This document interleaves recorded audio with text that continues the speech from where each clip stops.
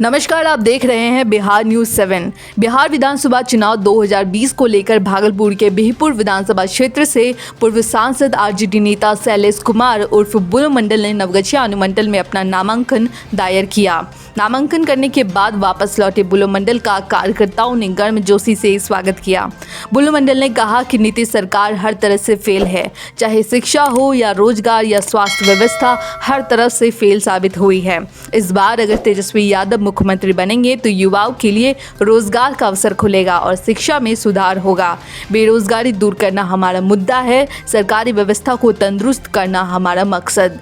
नवगछिया से संदीप कुमार की रिपोर्ट। किन एजेंडे के साथ सर चुनाव लड़ने जा रहे हैं? मेरे एजेंडा तो आपने देखा कि बिहार में चाहे शिक्षा का मामला हो या बेरोजगारी की बात हो या फिर और अन्य तरह का, चाहे हॉस्पिटल का बात हो या और अन्य तरह का, सारे मामले में बिहार सरकार पूरी तरह से फेल है। और आपने सुना होगा, आपने देखा होगा कि आदरणीय प्रतिपक्ष के नेता तेजस्वी यादव जी ने ये घोषणा करने का काम किया है कि जब हमारी सरकार बनेगी तो पहले कैबिनेट में जो पहला दस्तखत होगा वो 10 लाख युवाओं को सरकारी नौकरी देने का काम है। तो बेरोजगारी हमारा मुख्य मुद्दा है, जो पूरा तरह से ये प्रशासनिक व्यवस्था पूरी तरह फेल कर चुकी है वो मुद्दा है। जो शिक्षा व्यवस्था समाप्त कर दिया गया है, जो बाबा भीमराव साहब अम्बेडकर का सपना था कि शिक्षित बनो, वो पूरी तरह से फेल्योर हो चुकी है।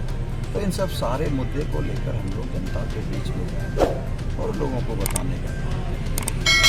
विरोधी सर 10 लाख मुद्दे पे कह रही है कि वहाँ पे तमंचा और थमाया जाएगा। मैंने विरोधी का कहने का क्या है, वो तो 15 साल में तो कुछ कर नहीं पाएगा। पूरी तरह से बेरोजगारी आम जो युवा है उसके सामने खड़ा है।